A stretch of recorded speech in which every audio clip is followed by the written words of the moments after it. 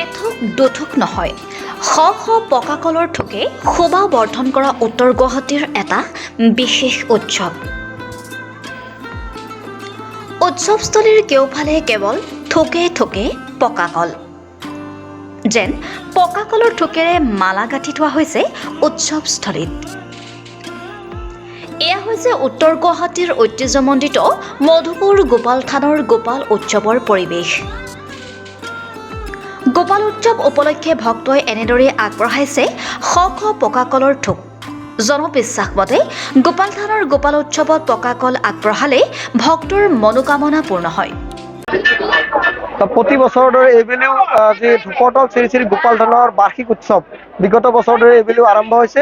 এই পৰম্পৰা যি গোপাল থানৰ পৰম্পৰা যে পকা কল উৎসৰ্গাৰ যি পৰম্পৰা ভক্তসকলৰ আৰু পৰম্পৰা অনুসৰি এইবেলিও ৰাইজৰ বিভিন্ন প্ৰান্তৰ পৰা অহা ভক্তসকলে শদিয়াৰ পৰা ধুবুৰীৰ বিভিন্ন ভক্তসকলে ইয়াতে পকা কল উৎসৰ্গা কৰিছে আৰু এই পকা কল ৰাইজে নিজে ছিঙি খায় যি পৰম্পৰা আৰু এই যি ভক্তসকলে নিজে উৎসৰ্গা কৰি নিজে প্ৰসাদ হিচাপে গ্ৰহণ কৰে সেই পৰম্পৰা অনুসৰি এইবেলি এনেধৰণে বিভিন্ন প্ৰান্তৰ পৰা ভক্তসকল আহিছে।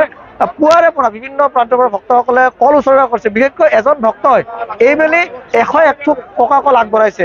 আমি আশা কৰোঁ যে অসমৰ পৰা বিভিন্ন প্ৰান্তৰ পৰা ভক্তসকলে এই যি মনৰ বাসনা লৈ গোপাল থানলৈ আহে তেওঁলোকৰ মনৰ বাসনা পূৰ্ণ হওক আৰু আমি উত্তৰ গুৱাহাটী বাসী হিচাপে গৌৰৱান্বিত, কিয়নো আমি তেওঁলোকক অপ্যায়নৰ কাৰণে প্ৰথমবাৰৰ কাৰণে এইবাৰ যি পকা লাড়ুৰ আমি প্ৰায় 12,000 পকা লাড়ু আমি ৰাইজৰ অপ্যায়ন কৰাৰ কাৰণে বনাইছোঁ। আমি সকলোকে এই গোপাল থানৰ বাৰ্ষিক উৎসৱলৈ নিমন্ত্ৰণ জনাইছোঁ।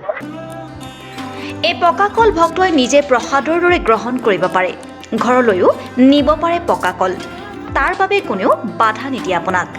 এই উৎসৱত অংশগ্ৰহণ কৰিবলৈ অসমৰ বিভিন্ন প্ৰান্তৰ ভক্তৰ আগমন হৈছে। শুকুৰবাৰে সামৰণি পৰিব এই গোপাল উৎসৱৰ। উত্তৰ গুৱাহাটীৰ পৰা অনুপম বৰুৱাৰ ৰিপৰ্টাৰ লাইভ অসম। আমি গোপাল পূজা এই বছৰো আন বছৰৰ এইবাৰো আমি আকৌ অনুষ্ঠিত কৰিলোঁ। ইয়াতে মানে আপোনালোকে দেখিছেই মানে হাজাৰ হাজাৰ কল আৰু ৰাইজক অপ্যায়নৰ কাৰণে আমি লাড়ু মানে ধৰক কৰিছোঁ আমি ইয়াতে আৰু ৰাইজৰ সমাগম আমি খুব সুন্দৰ পাইছোঁ আৰু অনাগত দিনত ইয়াতকৈ আৰু বহুত বেছি পাম বুলি আমি আশা কৰিলোঁ।